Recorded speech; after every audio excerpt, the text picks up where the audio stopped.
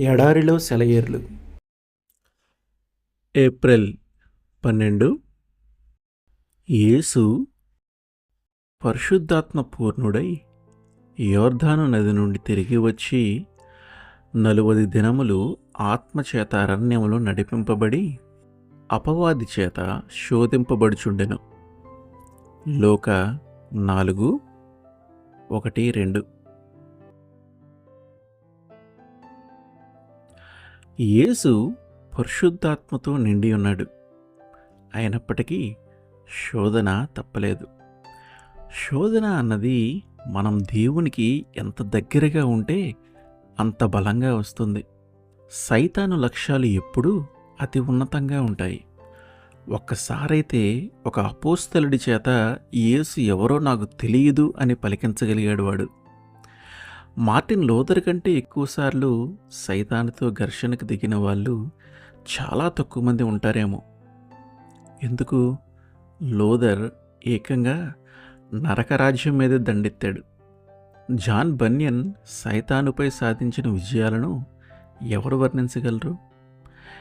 ఎవరిలో అయితే ఎక్కువగా దేవుని ఆత్మ నిండి ఉంటుందో వారికి అపవాదితో ఎక్కువ పోరాటాలు తటస్థిస్తాయి. దేవుడు అందుకు సమ్మతిస్తాడు.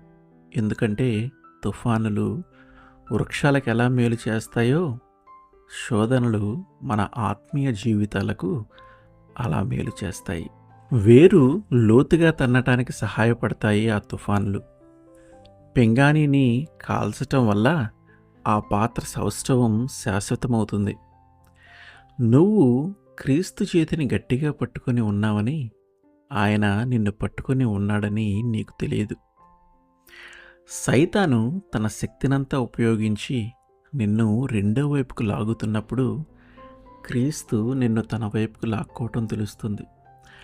అసాధారణమైన కష్టాలు వస్తే అవి మనం చేసిన అసాధారణమైన పాపాలకు ప్రతిఫలం అని భావించకూడదు.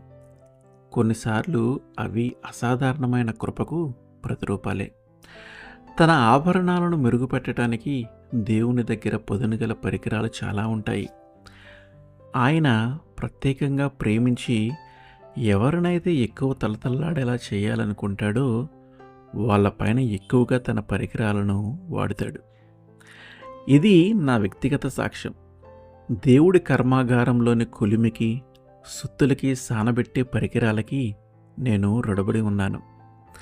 అసలు బెత్తం ద్వారా తప్ప నాకై నేనంటూ నేర్చుకున్నది ఏదైనా ఉందా అని నా అనుమానం. నేను శిక్షణ పొందుతున్న గదిలో చీకటి కమ్మిన వేళల్లో నేను స్పష్టంగా చూడగలను. ఆమేన్.